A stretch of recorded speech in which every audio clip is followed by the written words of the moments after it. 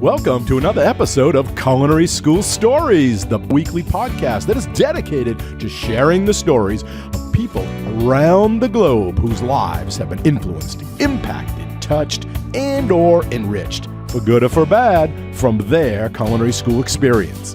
Hi, my name is Colin Roach, and I'm your host.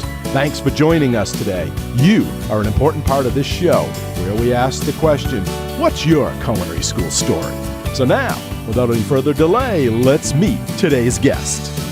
Hello, everyone, and thank you for joining us today for this episode of the Culinary School Stories podcast, a proud member of the Food Media Network. And if you have not yet subscribed to the show, please do so. It is free, and we would love to have you as part of our community. You can also subscribe or follow the show through your favorite podcast apps, such as Apple Podcasts, Google, Spotify, or you can do it through our website at www.culinaryschoolstories.com, which is also where we store all of the podcast's past episodes and our guests' bios and contact information. So be sure to check out the website and sign up for our free monthly newsletter. So now I'd like to introduce today's guest, who grew up on the west coast of Florida, just outside of Tampa. After culinary school, he went on to the workforce to gain experience and perfect his skills. After quickly climbing through the ranks at several different types of properties, he eventually ended up as the corporate executive chef for the Melting Pot restaurant at the young age of 25. However, after 7 years in that role, when he opened up hundreds of restaurants in numerous countries, he moved on to take on the position of corporate chef and vice president of culinary strategy at First Watch Restaurants, where he currently is today. And with that said, I would now like to welcome Chef Shane Schaibly to the show. Shane, thanks for joining us today. Oh, thanks so much for having me, Chef. It's great to hear your voice and see you again. Yeah, we got a lot to catch up on here. So why don't we tell the listeners where you started? How did your love of food materialize? Was it a young age, later on in life? And how did that get you to culinary school? Yeah, absolutely. So my parents, they divorced when I was 6 years old. So I was raised by my mom primarily, go see my dad on the weekends and things like that. So my mom was raising two boys, and my brother and I, he's 18 months younger than me.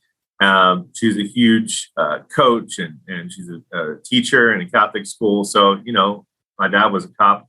Home life was pretty strict, but we were always on the run. We were always doing sports of some kind. So there wasn't, this great memory of home cooked meals every single night at the dinner table. That wasn't how we were raised. But I think, my early love of really good food has to be attributed to one of my ex-girlfriends. And, I dated the same girl from 8th grade till I was 21. And I'd known her since kindergarten. Her family was a great family friend. And they did have family meals and they went to great restaurants all the time. They had, he had the dad, Dr. G, he had 4 kids. So they would go to Burns and places like that and take me along at a young age. And it just amazed me what was going on in these restaurants. I'd never seen anything like that in my life before. And I think thinking back now, that's the first time I really saw proper service and actual beautiful plated dishes and composed dishes. So I think that's the first time it really resonated with me. Oh, great. And so then you started cooking because now you were a connoisseur. Now you got into the business. And what was your first job? Dishwasher, like many of us, or you're a line cook? Man, bus boy for sure. So I was 14 years old, and I got in a little bit of trouble with my mom. And basically, she said, "You're grounded. The only way you're getting out of this house is if you get a job." Obviously thinking this 14-year-old kid's not going to get a job. So she went in her room. I went out to the garage. I got on my bike and I rode to the closest thing, which happened to be a traditional German restaurant. Right on the corner. It was, a 7-minute or 8-minute bike ride for me. And traditional German restaurants in Dunedin, Florida, it was called Mad Cough's. And the chef's name was Eric Koff. And he named his restaurant Mad Cough's. He was crazy. Straight off the boat, just yelling and everything that all the stereotypical things you think of when you think of German chef. It was him. And I rode my bike to the back door and I knocked on the door and he answered the door and I said, I want a job. I have an application. And I was really skinny, lanky kid. And he stood there in the door. He had a cigarette in his mouth. He looked me up and down was like, "You're too skinny to work in the kitchen," and slammed the door.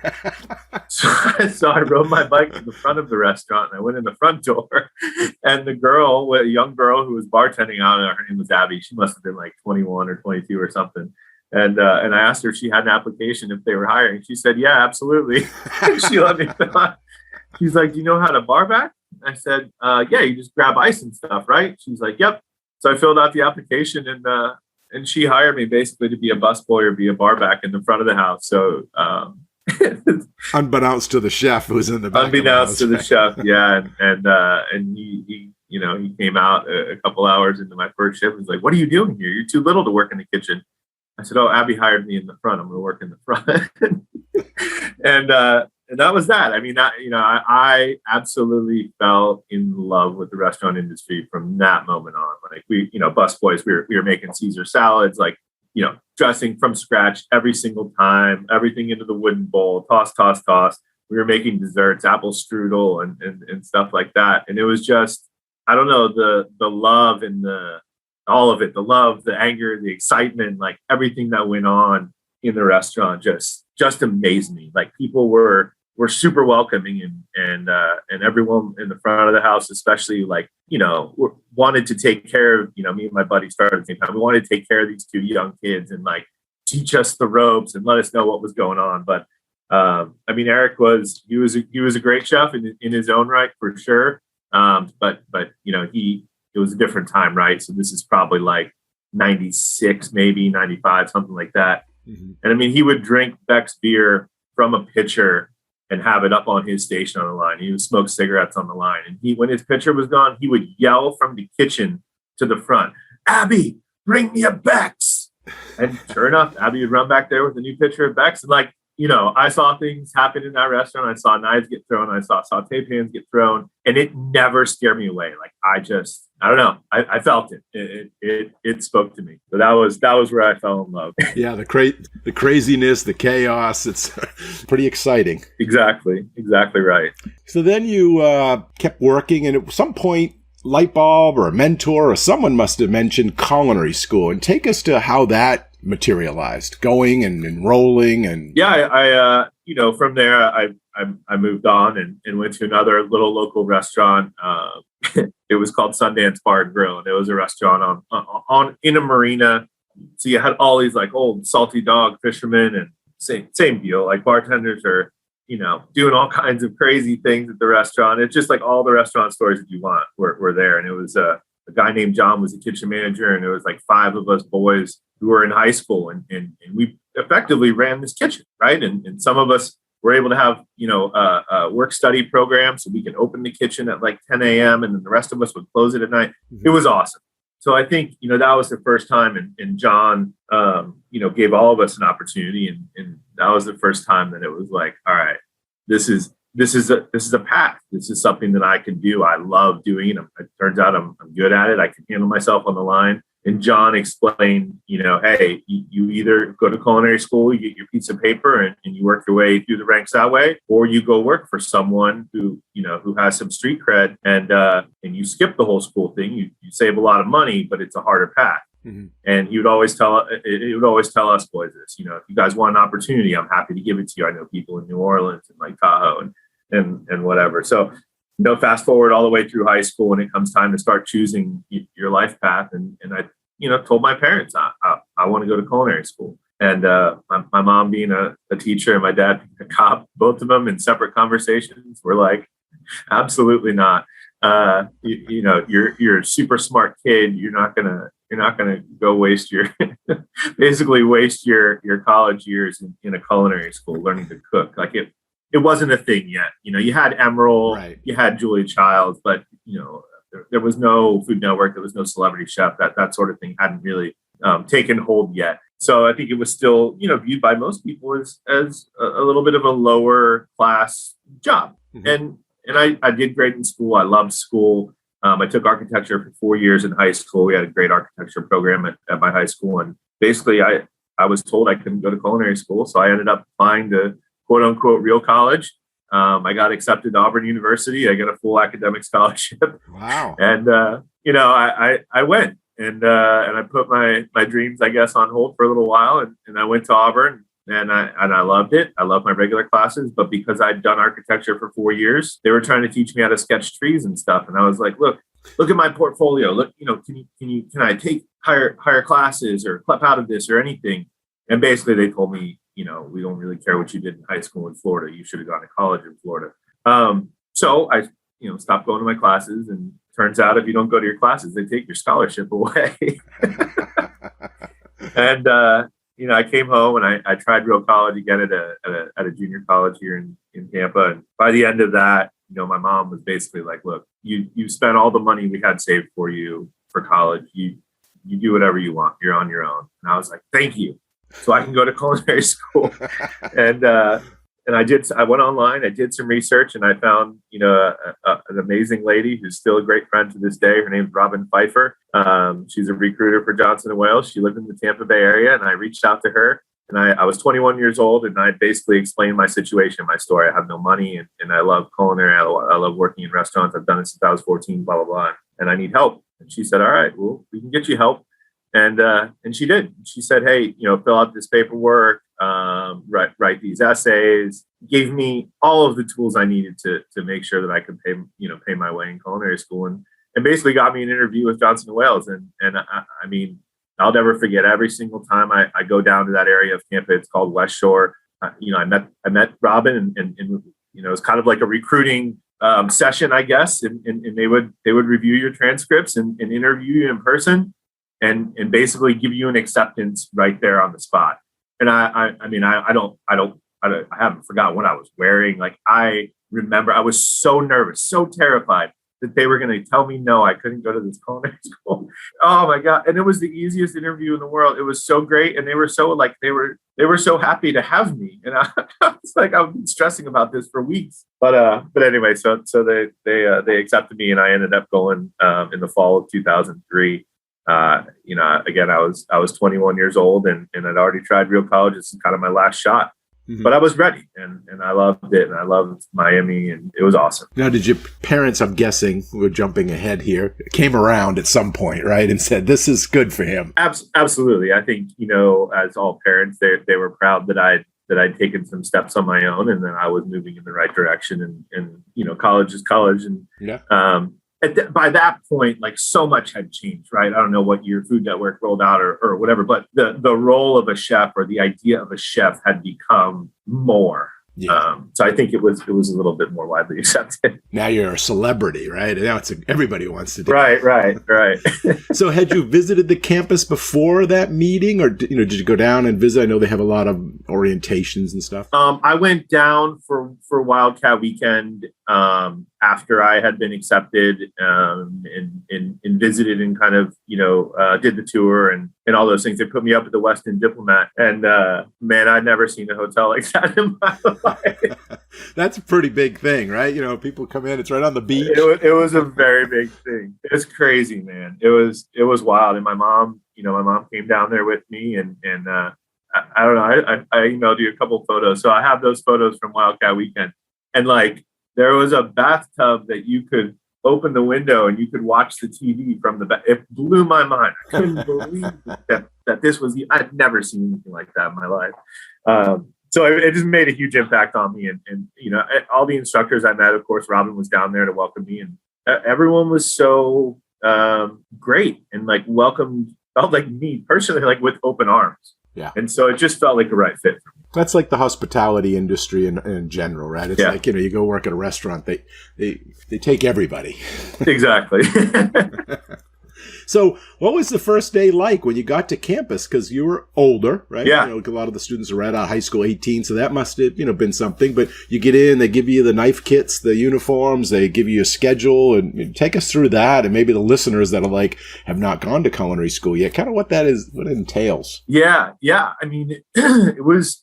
So I grew up going to Catholic school from kindergarten to 8th grade, and uniforms, and your hair couldn't touch your collar or flop down by your ears or anything like that. So I was used to uniforms and that sort of thing. So that didn't really bother me. In fact, I knew how to iron. I was good. Clean shaven face every single day. And when they're like laying these things out, you can see in these kids' eyes, they're freaking terrified, And it didn't bother me. I was ready to roll. So yeah, uniforms and make sure everything's pressed. And I mean, hell, some of these kids probably never even plugged in an iron. Yeah. And you saw it. And you saw quickly in the first set of labs, like who needed some help, who'd had to do this in their life before, and who'd really been pampered and taken care of their whole entire life. Yeah, it's like the saying is like no earrings, no long nails, and they're like, "Oh, I can't take this out. This earring's in." It's like, well, yeah, you want to go to culinary school, it's going to come out. Yeah, it was to a certain extent, a lot like the military, right? And it didn't matter to me. I was ready for it, but I do remember my first class was Chef Lazar in meat cutting, and he was awesome, man. I was terrified. I was so intimidated by all of you guys, by all of you chefs, with your tall hats and your long sleeves, and but Chef Lazar, again, just like, he's such a cool guy. We stay in touch still to this day. When I open restaurants around him, I make sure and get him an invite to it and things like that. But like, he was just so open and it felt like honest about the industry and like, hey, here's how it's going to be. And it was great. Mm-hmm. And I like the idea of, school for 4 days and then you have the weekend off so you can work in the industry. Like the idea of this as my college was great. It was almost like a vacation. But It was so crazy to me when all my other friends were grinding and they've been in college for 2 years and it was really 3 years and some of them, it was so rough on them all. I loved it. And it was pretty cut and dry. Like, hey, don't skip class. You can't miss more than you can't miss 2 classes. You can miss 1 day out of your 9-day lab, right? But you can't miss 2. So okay, the rules are pretty simple, pretty cut and dry. Be clean shaven, press your jacket. Like, all right, I'm ready to go here.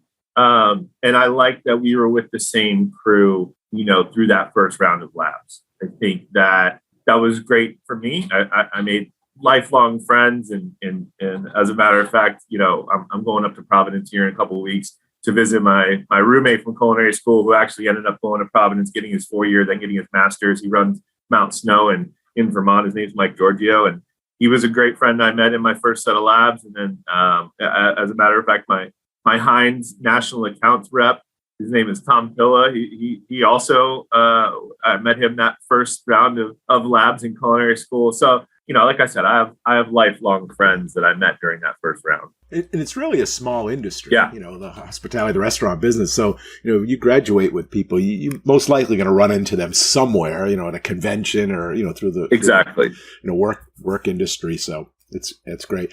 Yeah. And going back to the instructors, and a lot of people don't know that may be listening to this, the chefs, Gordon Ramsay, they have a reputation sometimes, but, culinary instructors, they're teachers. Yeah. They've changed. So they're welcome. They want to pass that information on. So some people come in and they're scared. And yes, there is an intimidation, the big hats and all that. But for the most part, when they hire instructors out there for all the culinary schools, they're teachers first and they really care about the students and their well-being. And so, and I'm sure you saw that pretty quick as you, yeah. But that first intimidation until you get there. And then once you meet them. For sure. I mean, but you also hear, you hear stories, you hear rumblings. And so I because I was 21, I had to stay in Emerald, which for the listeners, so like when you're right out of high school, they'll put you in Flamingo, which is, dorms. The dorms, like you go downstairs your elevator and you're in your classroom.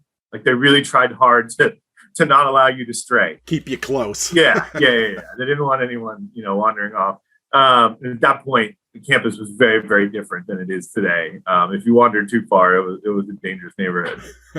But so anyway, so I stayed in Emerald. So I stayed with a bunch of older kids, and my 3 roommates were in their second year already. And so they were like, oh, let me see who you have. Let me see who you have. Like, oh man, Hensley, he's ruthless, and so you had this like idea in the back of your head and these horror stories. But Chef Hensley too, just an awesome, great guy. And I'm big, so I'm like 6'5", 6'6", whatever, 250 pounds, and I think Chef Hensley liked that I was almost as big as him. Yeah, you can look eye to eye or even look up. Yeah, I could see eye to eye with him. But they also, him especially, he would view the credit card on your face to make sure you had no stubble to prove that you shaved that morning. So, and I had no problem. I always, clean shaven. And like I said, press my jacket. So I think that like, set me apart in his eyes. So I might've gotten a little bit of a pass on that one. Yeah. So what was the first class? That was meat cutting? Yeah. First class was meat cutting. And I as a matter of fact, in preparation for this, I went and pulled my transcripts.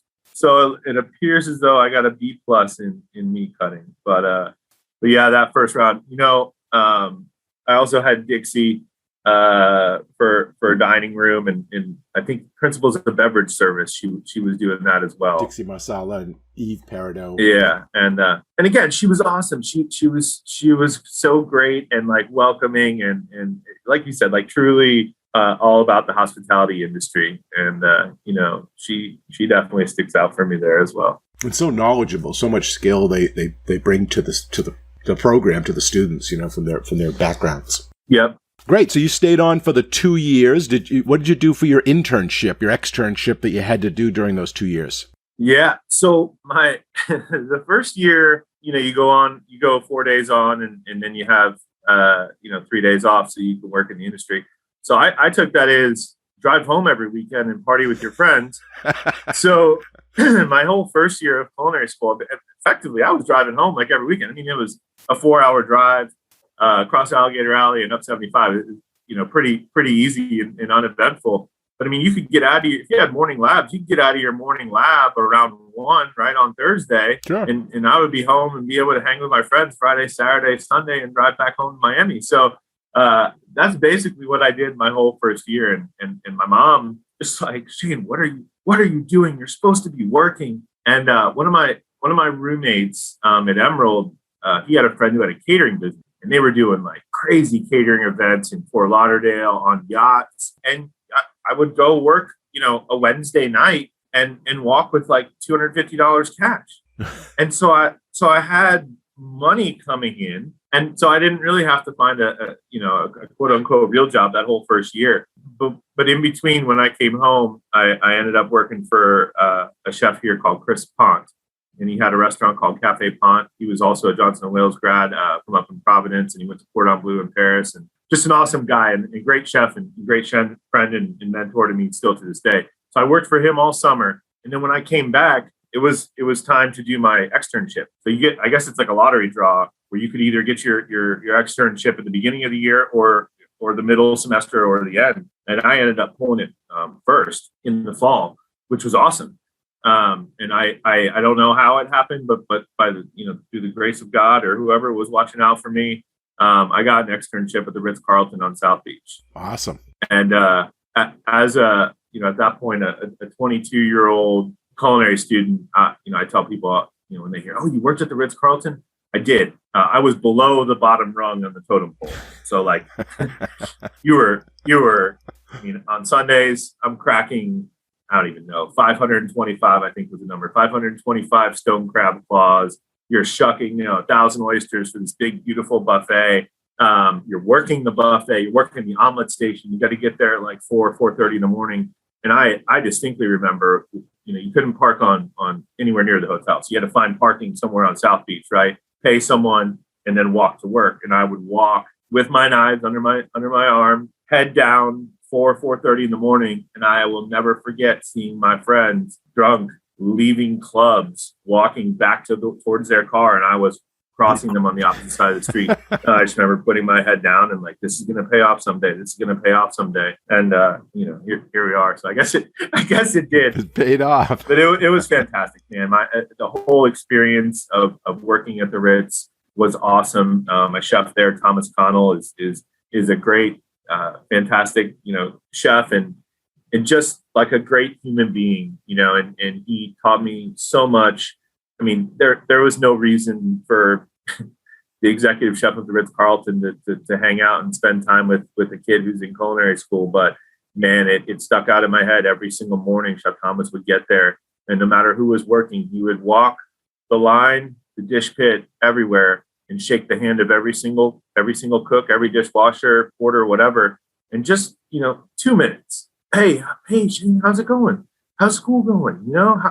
have you been back home to see the family? Like, this guy even knows that I would go up to Tampa and see the family. Like, it just really stuck out in my mind. And he was so helpful as a chef, and really, helped me through that process. And there, you hear horror stories of, you go do your externship and all you're going to do is peel potatoes or onions, or Juliet onions for, 8 hours a day, and then they send you home. But man, he let me work in every single kitchen, from garde manger to banquets to the 2 feature restaurants, absolutely amazing feature restaurants. And he embraced I think the teaching part.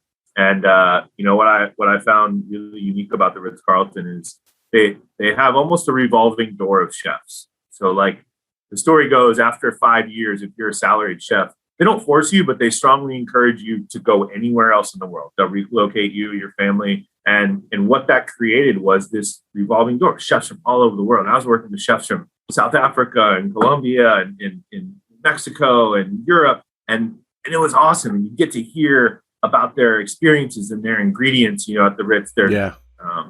Food cost is not really of the utmost concern there. So that, these chefs who had these higher positions, if they were from Australia and they wanted to bring in a fish or something, or a lamb or whatever from Australia, they fly it in. So you get to put your hands on and work with all these crazy ingredients and, octopus and all, just, I don't know. It was so fun and exciting for me. I really, really enjoyed my time there. And then, afterwards, I retained my position and became a cook after my internship. So I did stay there for about a year and a half after. So that was about 22, 23 at that point? Yep, 22 years old. And then it was a quick jump to corporate chef of the Melting Pot, right? There was a 2-year period between that. What happened then, and how did you find that job? Man, so I I came back. So I did my 2 years, right? And I wanted to do 4, but I had this girlfriend, and she wanted to move back to Tampa, and I moved back to Tampa for her, which never ever works out. So if there's advice I'm going to give to any culinary student, don't listen to your girlfriend. But anyway, so I moved back home, and I loved the Ritz so much, and there was no Ritz-Carlton in Tampa, so we have this beautiful hotel here called the Don Cesar, very famous, on St. Pete Beach. And so I had a friend who also went to Johnson Wales, a family friend, and I was going to try and get a position at the hotel. But I ended up talking to my chef, Chris Ponte, from Café Ponte, and let him know I was coming home. And he was like, "Hey man, I really need a pastry chef. Can you come to the restaurant and work for me?" And I was like, no, chef, thank you. But I'm not a pastry chef, man. It's not my thing. And he was like, "Don't worry about it. I'll teach you everything you need to know. I really need some help right now, and if you help me out here, I'll make sure I'll pay you back later on." And I was like, really don't want to, but all right, I'll give it a whirl. So I go to Café Ponte, and chef effectively hands me this binder, this huge, 2-inch full ring binder full of recipes, and said, "All right, here's all the recipes. I have a trip to Napa. I'll be back in a couple weeks." And he basically handed me this book of recipes, which were his recipes from when he was in France, all in French, all in metric, and left me to my own devices to figure out this pastry stage. Thanks. And so I did. And and he came back from his Napa trip and ended up working with me very closely. And he's, like I said, just a great friend and mentor. So I ended up staying with him for about 2 years. And towards the end of those 2 years, the owners of the Melting Pot, which is based in Tampa, would come to the restaurant all the time. They love the restaurant, and they would bring their families or vendors or whatever. And they asked Chef. He had 2 restaurants at the time. They said, "Hey, would you be interested in being corporate chef for us?" And he said, "No, I don't really have time for that. I have 2 of my own restaurants, but there's this young kid in the back. He's pretty smart. He's got a lot of ambition. You should talk to him." And they said, "All right, we'll tell him to, get us a resume." And at that point, my resume said, Café Ponte and Ritz-Carlton kind of, but, I did. I felt that they were, basically I was like, "Look, chef, I don't want to go to the corporate world. I'm a diehard, at that point, like line cook chef. Like I love the grind of the independent restaurant. I love it." And I said, the corporate world's not for me. And, at that point, already covered myself in tattoos, and it just didn't seem like weren't fitting the mold. Yeah, it just didn't seem like a fit for me, right? He said, "Look, man, this could be the biggest opportunity of your life." At that point, I had a bleach blonde mohawk, and he was like, "Go cut your hair, go buy a nice shirt, and sit down and talk to these guys." And I did that, and these guys were great. And it was two brothers, Mark and Bob, and then Mike. He was the vice president of operations at the time. And they're sitting across the table from me, and I'm explaining like what I've done and how hard I work, blah blah blah. And they're like, "Look, we're not sure if this is gonna pan out. Let's give it 3 months. And if it doesn't work out from our end, Chef already said he'd give you your job back. And if you don't like it for whatever reason, you can leave, and no hard feelings." And I was like, "All right, I basically have nothing to lose." Right. Now I'll never forget getting that phone call. It was in like February or March, maybe. It was Mardi Gras. And Dunedin, the town I grew up in, has a huge Mardi Gras celebration. I got that phone call. They told me what I was going to be making. And man, I hung up and I was like, I just sat down on the curb and I was like, I've made it. Like, what am I going to do with all this money? I can't believe that I've made it. And it was not a huge salary. But it was bigger than a line cook, right? Right. It was such a jump. And like, there's insurance and like a salary, like you don't clock in. It was wild. So anyway, that's how it went. In those first 3 months, I worked at Café Ponte still at night. So Chef wouldn't let me leave until I trained 2 people, which it took 2 people to do my job. But at that point, I'd moved on. I was doing catering and working every station and everything else there. But so I would go to the office and office from 8 to like 5. And then I would haul ass over to Café Ponte and work the shift from 6 to like 10 or 11, go home, sleep, and do it all over again. So I was grinding even those first 3 months. But that was his way of repaying you, right? Because he said he was going to repay you one. So he did you right. It seems like a pretty fair trade-off given the path that I've been on. Now, you took the position as pastry chef with him. Did you only have the experience from culinary school? Or did you have 2 classes? Crazy, right? That's it. But I had worked for him the previous summer. So, I mean, he knew I was a hard worker, and he knew I was smart, and I could figure it out. Yeah. But yeah, that's it. Okay, I'm going to take a quick pause right now and ask you, the listener of this episode, to sign up for our newsletter and mailing list. I left a link in the description, or it may be even easier just to go to www.chefroach.com/contact. That's chefroach, all one word, .com/contact. Then just go to the bottom of the page and sign up for our newsletter. It's free. Then once you're signed up, you'll never miss out on our latest news, announcements, episodes, contests, course information, or exclusive deals. So go ahead, sign up so you can get all of the information and more through the periodic email updates. And don't worry, you can always unsubscribe if you don't like it. The link again is www.chefroach.com/contact. So go ahead, do it now. We want you to be part of our community. And if you don't do it now, you'll probably just forget by the time this episode is over. So just hit the pause button right now and take the 15 to 20 seconds to get it done, and then come back and hit play. We'll wait for you, I promise. Okay, hopefully you just did it, or you've already done it in the past, or at the very least, you'll be doing it very soon. Your support of the show and the network is very important to us, and we thank you in advance. Alrighty, so now back to the show. So now how is this corporate job now? Now you're going into, and you have multiple restaurants, and you opened a lot of restaurants, and you had a lot of travel in there too, right? So yeah. How did that change your life? Yeah, it was wild. I mean, I remember going to that first NRA show that May. So it started in like March, and went to that first NRA show, and it blew my mind. I couldn't believe that there was all that stuff there. And this is in Chicago? Yeah, in Chicago. Yeah. And people were taking us out to these restaurants, these crazy restaurants. So it was awesome. And I have to give, so much credit to my boss at the time. And eventually he became the president of the company, but his name's Mike Lester, and just an all around great guy. And he saw, I think he saw the potential in me and really let me learn at my own pace, but he had been a JVP for Outback up in the Ohio market. He had 20 or 30 restaurants or something like that. And, he knew that I didn't know anything about the corporate world, but he also knew or saw that there was an opportunity to kind of mold me, and he did. And I brought a lot of what I had learned from Chef and from my time at the Ritz about relationships and treating vendors and suppliers and distributors with respect, which, unfortunately in the corporate side of the business, especially at that point in time, it didn't really happen very often. It was more about the money and just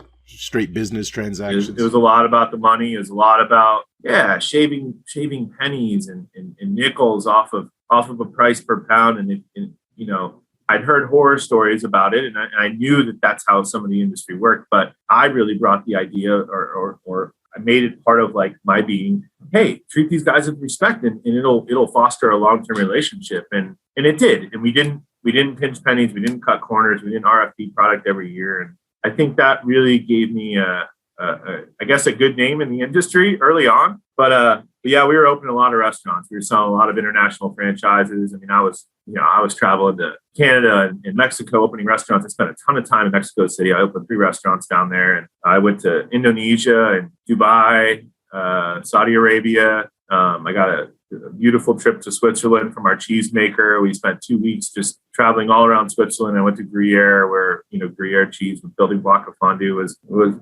born, and it was just so cool. I loved the education part of it. I loved learning. I by no means thought that I knew all there was to know, because how could I? I was so young, but I was so hungry. Right. And obviously at Melting Pot we use a lot of cheese, right? So I would go to Wisconsin probably 3-4 times a year, every single year, and just do everything. They made me do it all. They made me, go to the farm. They made me, I've shoveled poop. I've cleaned stalls. I've worked with the cheesemakers starting at 3:00 in the morning, accepting the milk in the truck. Just wanted to learn the process, what goes into this thing called cheese. So another great friend and mentor, his name is Reggie Heiss. He was the corporate chef for Emmy Roth case at that point in time. And he really took me under his wing and helped show me the ropes on the industry and how things work. So it was a good 7 years. Met him a couple times and spent some time at Emmy Roth, and they're great people out there. He's amazing, man. He's he's an educator, right? He wants people to learn and to know as much as they can about food. And he was a road warrior too. He was spending so much time on the road, and so he really taught me how to work in other people's kitchens, and how to respect what they're doing. You go to an event, you do an event for 200 people in someone else's hotel. You can't just roll in there and take their speed racks. And, so there's a dichotomy that exists that you have. Respect is so important in the industry. And he really taught me a lot about that. So what was the role they really wanted you for? Was it just to open properties, new properties? Was it to be more of a figurehead? Was it to come up with new recipes, combination? It was actually, a combination. It was a lot of menu ideation and creation, finding spec products, improving quality. So, I was working with different suppliers, sauces and spices and seasonings, dressings, those guys, to refine, Melting Pot's been around for 30 something years. So to refine these old school recipes and kind of make them a little bit more current. We did a thing called the Big Night Out, which is basically like a limited time offer. And we changed that menu every 6 months, and it was themed around some region of the world. So there would be an Asian Big Night Out. And, so I was doing a lot of development of cheese fondue, salad and dressing, the marinades and spices and rubs on the meats, because, obviously the customer's cooking everything. And then the chocolate fondue. So I wanted to be an expert in cheese. I want to be an expert in chocolate. And that they really allowed me to do those things. And in the course of those 7 years, we opened and created a Better Burger concept. It was kind of in the height of the Better Burger era. The brand is called Burger 21. And, Chef Ponte was the originator. He was the first one. And so he created the brand, and then I eventually ended up running that brand until I left. But so I got to cook still. It wasn't all fondue. It wasn't all at the desk. Exactly. Now you then you transitioned. You did 7 years there, opened a lot of properties. Did well for yourself, did well for the company. Yeah. Then you had this other opportunity come up with First Watch. How did that happen? Yeah, well, my wife and I had, we'd had our first child, Jack. He's 9 years old now. And we found out we were pregnant with my daughter, Olive. And, my wife was also working for the company. As a matter of fact, she was my server trainer when I started at Melting Pot. So that's a whole other podcast, I'm sure. But industry relationships, maybe. Yeah. But she basically was like, hey, we can't have another year like we had last year. I was traveling 2-3 weeks at a time and all over the world. And, when you're in Indonesia and something happens, there is no hop on a plane and come home. Right. It's really far. And so anyway, so we started talking about our options. I actually really loved the corporate world and I wanted to stay in it. And we started looking at cities where that had the highest concentration of corporate offices, right? And, we're looking at Denver and Dallas and Orlando, Atlanta. We'd accepted that we would have to move to one of those cities. And we were both okay with that. And so I reached out to some friends in these cities and I said, hey, I'm going to start looking confidentially. And if you know of anything, let me know. And one of my friends, her name's Kendra Cheer, and she was in Dallas. And she basically told me, you don't have to leave Florida. You should go talk to Chris down at First Watch. And Chris Tomaso, who's now our president and CEO, was the chief marketing officer at the time. And they'd known each other from just being in the industry. She was a marketing person, so was he. And she said they're looking for a corporate chef. And so I said, the breakfast place? And she was like, yeah, the breakfast place. And for a long time, I put it off. I think like 3 weeks went by. And I'm like, I'm very mistakenly so. They're right there, though, right? Next to Tampa, they're Bradenton. They're right there in that area. Yeah, Sarasota. Yeah. It's close by. It's an hour away. But in my mind, like, sadly, I was like, it's kind of lowbrow for me. I'm not going to go from running these 150 restaurants in 5 countries. And, I was running this massive wine program at Melting, but like to go to a breakfast place that didn't even have alcohol, it was crazy to me. Yeah. But anyway, so I finally said, all right, I'll go talk to this guy and just at least have breakfast with him and see what it's all about. And we sat down to have breakfast and he basically said to me, so, really nice to meet you. Kendra has great things to say about you. What do you know about the brand? And I just told him, it just first thing that came to my mind. I told him, I know that's where my grandma takes me for breakfast. And he laughed and he was like, that's a really weird thing to say in an interview. I was like, look, man, like I'm an honest guy, I'm going to shoot you straight. But that's what I knew about the brand. And it was true. My grandmother had taken me to First Watch and that's kind of all I knew about it. And he said, we're getting that a lot lately. And, we want to make sure that we can change and evolve and keep up with the times. And he showed me a drawing on his phone. It hadn't even been built yet. Wow. He showed me a sketch on his phone of a restaurant in North Kansas City. It was wild. They were going to remodel this restaurant because the roof had fallen in. It was such an old restaurant. The snow pack had made the roof fall in. And they had plans already that they were going to completely remodel it. So they basically took this opportunity to go ahead and pull the trigger. And this restaurant was beautiful. The drawings of it were like, wow, that was nothing like any First Watch I'd ever seen before. At that point, we were pastel colors and fake grass here and there. And it was a very 90s feel to things. And luckily our founder, Ken Pendry and Chris saw that and said, it's time to evolve. And when he showed me that drawing, and basically what he said was, look, we want someone who can make the food keep up with the design, someone who's young and you have a great reputation in the industry and we really think it would be a good fit. At that point, we had, I think, 114 restaurants. And I really liked that idea. And I asked him how many franchisees we had, and he told me, and it wasn't very many. And, and I said, how much control do I have? And he said, all of the control. I said, who do I report to? He said, me and only me. And I was like, all right, you know what? Let's do this. Let's do it. And I mean, it was thinking back, like, I don't know what I was doing. I mean, my wife was at that point 4 months pregnant. I'm talking about completely leaving one place that I was at for 7 years, really comfortable and just like embarking on this journey with this little breakfast concept that at that point had less restaurants than Melting Pot. But anyway, Chris is a great guy and obviously a great friend to this day. And he really helped me out and made me feel welcome. And they did whatever they needed to do to make sure that, my wife, Lisa, was taken care of. And she was excited about the opportunity. And Yeah, it was pretty crazy. And actually thinking back to to NRA shows. So I took the job, I accepted like I guess in December or January.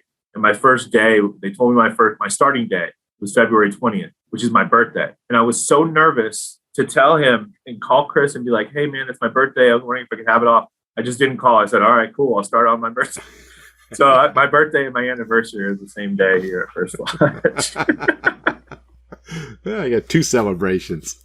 Exactly. So how many properties do they have now? Because I know you've opened a lot, right? It's really a big growth spot right now. Yeah, it's crazy. So we have 422 restaurants as of right now, which is just absolutely fantastic. And about 100 of those are here in Florida, and we stretch almost coast to coast. We actually don't have anything in California or Washington, Oregon. But Arizona is a strong state for us, 26 there, 50 in Texas, and 30-something in Colorado. So we're pretty widespread. Wow. I know I live in Delray, Boca. Yep. I know you have a couple in Boca, and they just opened one in Delray within the year. So I got to get over there and see that. Yeah, one of our busiest restaurants, Boca and Sunrise, both of them. Really? Yep. I know, particularly my son, he loves that $1 million bacon that you have there. That candied it's bacon. It's a good dish, man. You can't pass it up. You gotta have it. It's only, the perfect dish for the table. Yeah, it's good. Awesome. So thinking back now that you're at this point in your career, was culinary school worth it? Was it instrumental? I mean, all the time and the money and everything and that travel back and forth. I mean, tell us about that. Yeah. For me, absolutely. For me, it was the perfect stepping stone. It was my foot in the door, to the Ritz-Carlton. It was the basics that I needed, the history of things. I love to know the why behind stuff, and culinary school absolutely gave me that. I think it also exposed me to lots of different people, just like you're going to come across in the industry, and culinary school, specifically Johnson & Wales, and then specifically Johnson & Wales in North Miami, was an extremely diverse campus. Because we were so close to the Caribbean, you had so many students from the Bahamas, from Jamaica, from Haiti. And so, for a kid who effectively grew up in a Catholic upbringing, Catholic school, it was really, really different, but it was really, really cool. And, for me in the industry, what I've learned and what I continue to try and teach or tell anyone who will listen in the culinary industry or the restaurant industry in general, there is no color, right? Their race doesn't really mean very much. Sexual orientation. Look, I was, living in Miami at, whatever years, the early 2000s, like none of those things mattered as long as you can hold your own during a shift, right? Mm-hmm. Who cares how poor you are, how rich you are, what color you are, what country you're from, what language you speak? None of it mattered if you can do the grind. If you can make it through the shift, then great. We're all friends. Yeah. And I think, that's something that really stuck out to me. And like I said, at the Ritz, I got to work next to people from all over the world. And same thing at school, you're making friends with kids from Puerto Rico or Barbados or whatever. And they've come from completely different backgrounds than you. But for me, it just solidified like how important it is to think about equality in the workplace. And you hear stories and you think about what's going on in the world, and the term racism is something that obviously is very top of mind for everyone right now.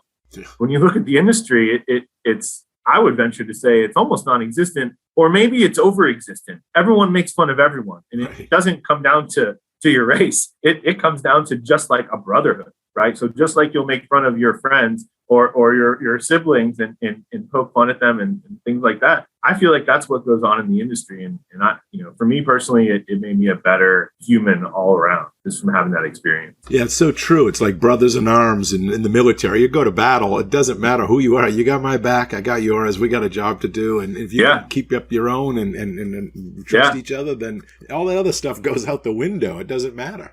It really does. It doesn't matter, because on Saturday night at 7:30, who cares? Like, let's put this food out. Yeah. I don't care what you do in your own time, what you do.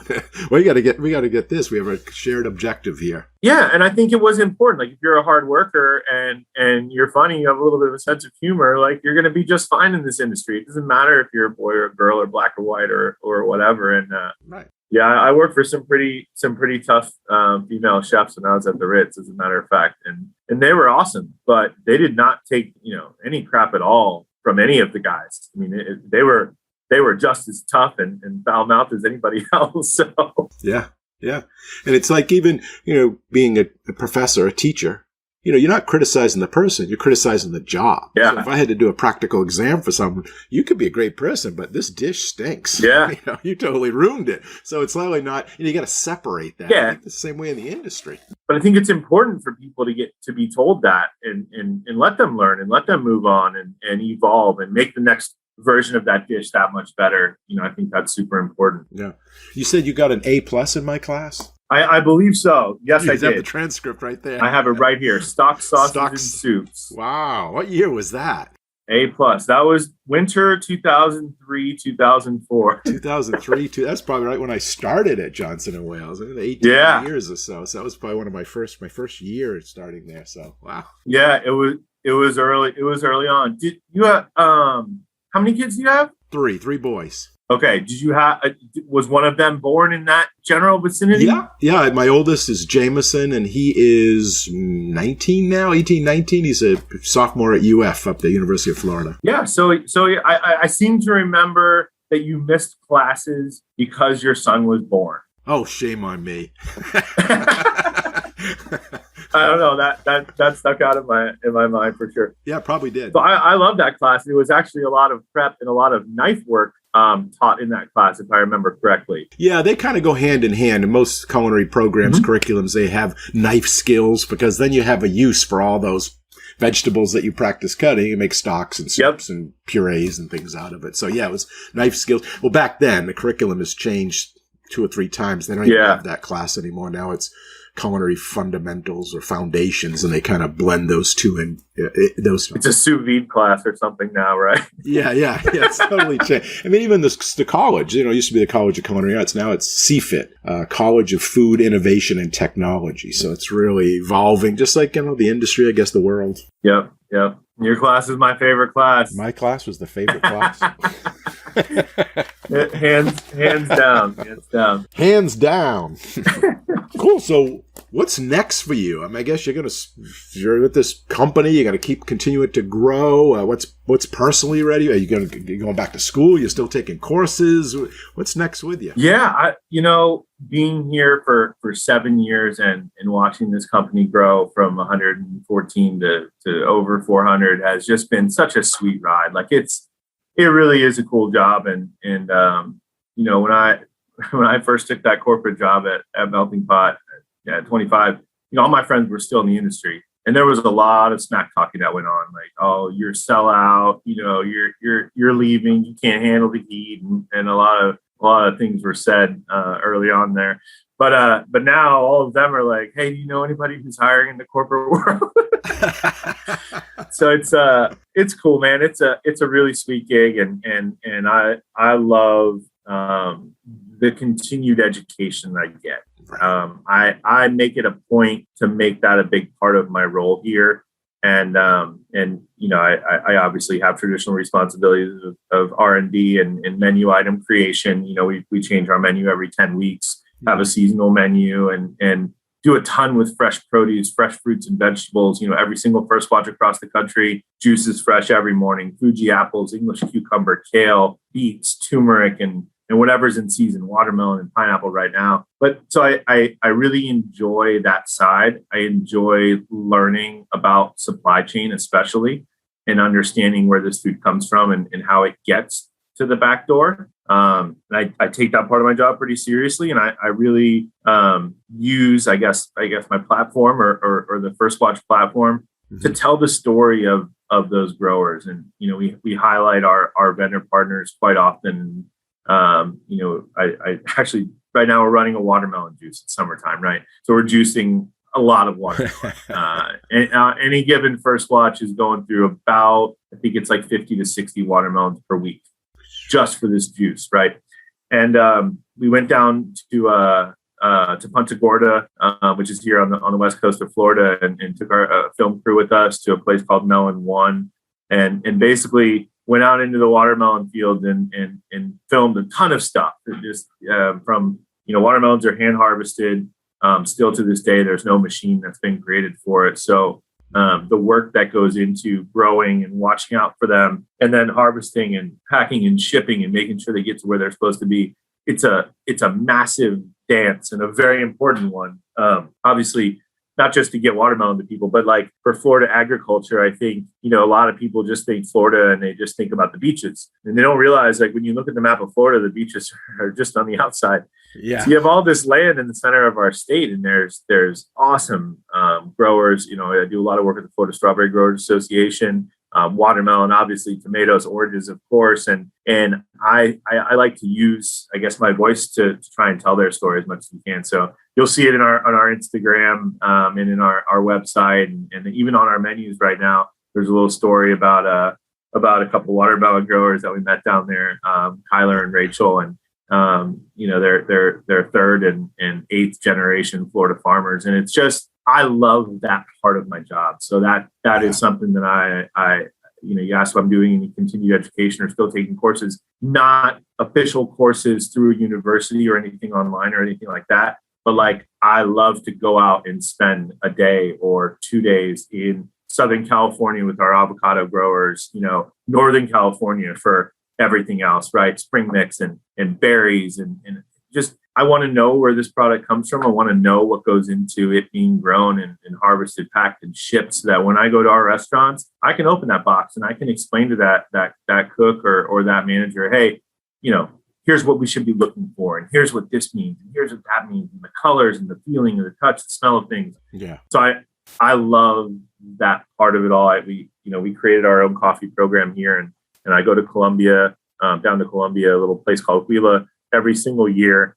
We single origin source all of our coffee from this one place, and we partner with female growers down there and really just trying to help them better their lives. We have a great quality incentive program in place. So if their quality is of a certain degree, then they get a bonus at the end of the year. And we just developed and built these really cool programs that, unfortunately in the chain restaurant world, it's not that common, right? And I fought with this for a long time. As we continue to grow, I want to be viewed almost as the anti-chain. And when you think about chain restaurants, unfortunately, you think lower quality and in and out, really quick service, not great service. And I really hope that people look at us and yes, we have a lot of restaurants, so there's no arguing that. But I think if you look at our focus on quality, and you look at how we treat our people, and you look at our even in our corporate office, the supply chain strategies that we use, these are long-term relationships.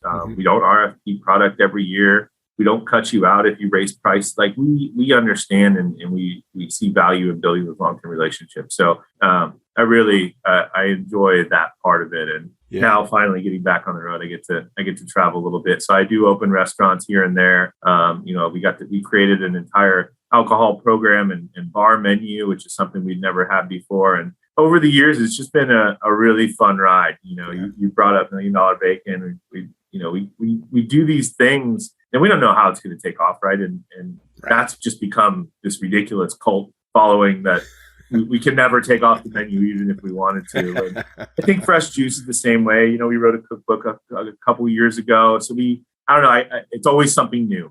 I never feel like I'm bored and like, oh well, we're just keep on plugging along and opening restaurants. Like it's more than that. There's so much like life and story to be told. And that's so awesome that you showcase the vendors and the partners that you have out there, because they truly are partners. And a lot of restaurants, as you mentioned, are all thinking about the dollars, but really it's like it starts with the vendor, right? With the growers, with the producers, and we're just the finisher, right? We just take that beautiful raw product and share it with the guests, right? By manipulating it in some way, but it really starts from that beginning. Yeah, and I think I guess I've taken on my own shoulders. Like it's the way I see it, my responsibility to teach that to our managers and to our cooks, and to I don't know, help them or force them, I guess, have respect for that ingredient.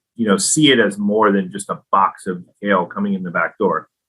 yeah, it's super important. Yeah, we're going to make, we're going to make money off of it from a profit margin standpoint. But like, think all the way back. Avocados are a perfect example, right? We use a ton of fresh avocados, and it takes an avocado 14 months to grow to maturity, to be ready to harvest. So someone worked on that ranch, made sure that tree had enough water, pruned it, took care of it, loved it for 14 months to harvest it, pack it, send it to your restaurant. You have like 5 days to take care of it, man. Just take care of this baby for the last 5 days of its life before we make something out of it. You know what I mean?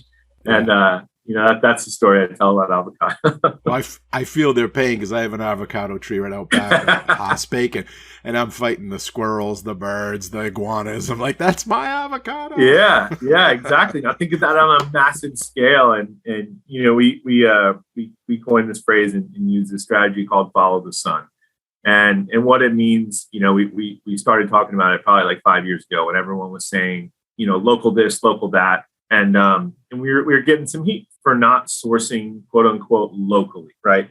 Mm-hmm. And the way that I've always thought about it is, just because something's local doesn't necessarily mean that it's the best. Right. Yes, it's from right down the road, but at the same time, there are awesome producers and farmers all over this country. So the way that we look at it is we want to take from an area when it's the perfect time of year, right? So when that product is at its ripest, when it's most perfect. So in the wintertime, strawberries come from Florida, hands down, right? And I grew up here, born and raised. So for me, summer doesn't equal strawberries. It never has. It never clicked like that for me as a kid.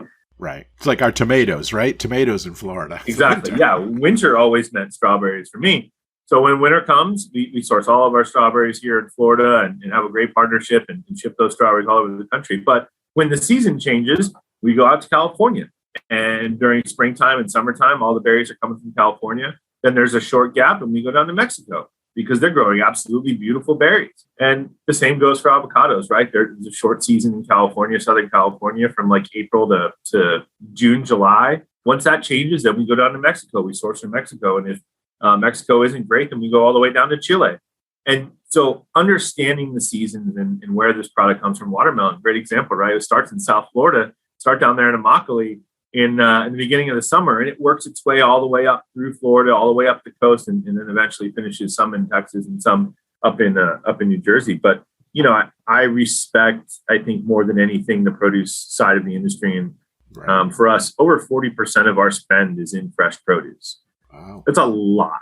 Yeah, especially for a quote unquote chain restaurant. So I try and explain that to people and help them understand we're not like other chains or huge conglomerates. We still have a ton of resources and respect for people out in the field, and I try and spread that word as much as I possibly can.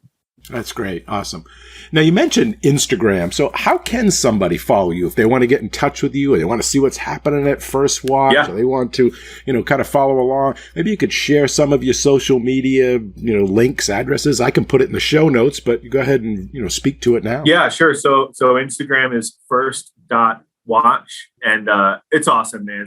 So much cool content. We have so much fun with it. And it's wild to see what people gravitate towards and what photos or what stories we put up that get the most likes and comments. We do usually with each seasonal menu, we do a great giveaway with one of our suppliers. Right, this year or this season rather, it's with watermelon.org, which is the Watermelon Growers Board, and it's just cool. That in my opinion is the best and fastest way to tell a story, right? Because everyone's on there, they're scrolling through. They don't want to watch a 3 or 4 minute video. They want little clips. And if something catches their eye, then they'll dig deeper and go find more information. So you can go to our website, which is firstwatch.com. There's a lot of information on there. We have a blog post that's on there. We tell the story of our coffee growers in Colombia, or watermelon farmers here in Florida, or cheesemaker in Wisconsin, or whatever it is. But yeah, that would be the two easiest ways. We're, of course, on Facebook as well. So First Watch would be the handle there. And I'm assuming you're hiring as well. I mean, a lot of places are right now. So can they find where to get employment on the website? Jeff, send me your resume. I'll hook you up, man.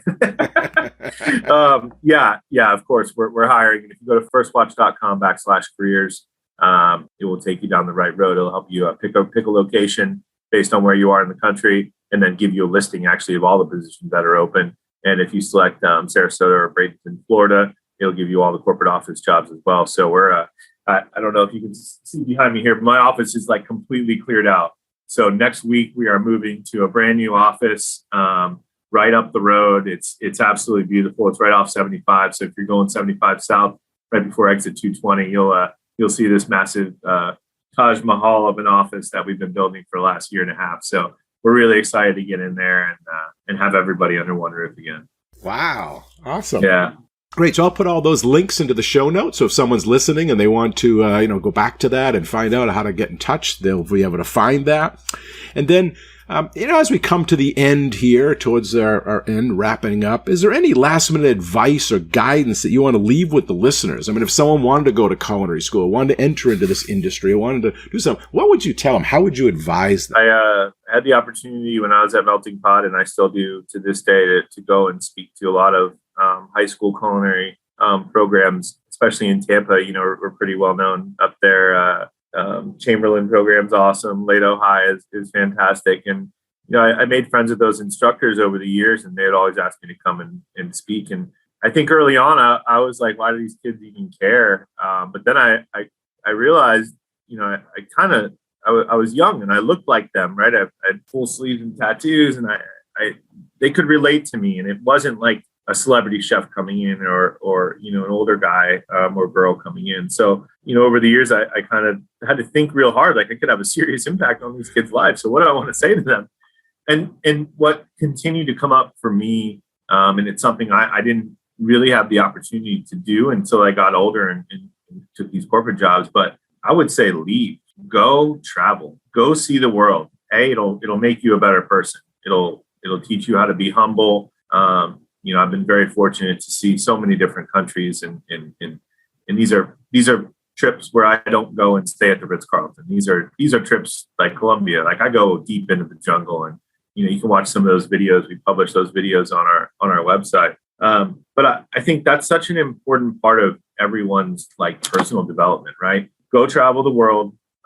Even if you have to wash dishes somewhere, go wash dishes somewhere. Make just enough money to survive and to experience, just sit in a park and eat a baguette in France or whatever. Like those little things will pay dividends in the long run. And just the way you treat other people, the stories you have to tell, I think that's a really big part of everyone's growth that I don't think is stressed as much. And I know, for me, I didn't do it because I had a girlfriend and I didn't want to leave and all these reasons, right?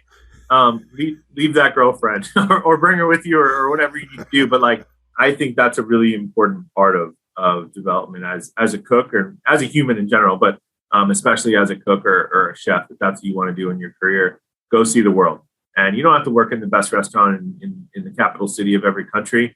Just go work at a pizza place. Like, learn about the dough, learn about the sauce, whatever. Go work at a seafood restaurant, butcher and take apart tons and tons of fish every single day. Like you'll be a better person for it. So that's my first part of advice. And I think, my second, to your point, is culinary school, right? I think absolutely if this is your path in life and you want to get the basics down, you want to get your foot in the door somewhere, 100%.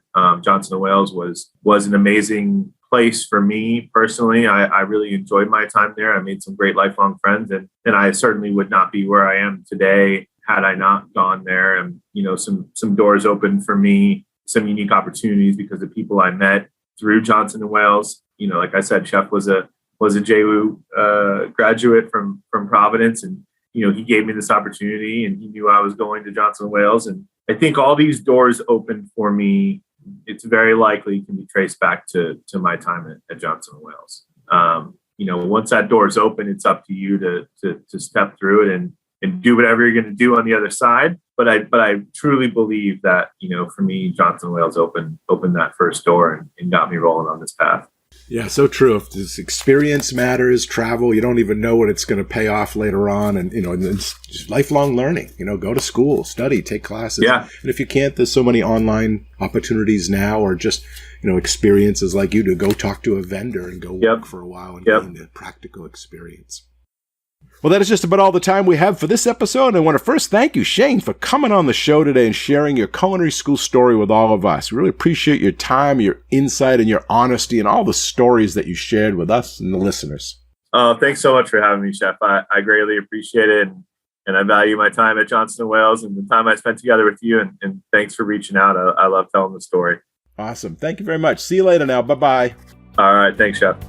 And a big thanks and appreciation also goes out to all of you, the listeners. We hope you enjoy the show and this episode. You all are a big part of this show, so please let us know what you think. Your comments are always welcome, and they help us in making the best show possible. You can email them to culinaryschoolstories@gmail.com. That's culinaryschoolstories@gmail.com. Or even leave us a voicemail at area code 207-835-1275. That's area code 207-835-1275. And if you like the show, we have a big ask of all of you, and that is to share the podcast with everyone you know and to give us a positive rating and review on Apple Podcasts.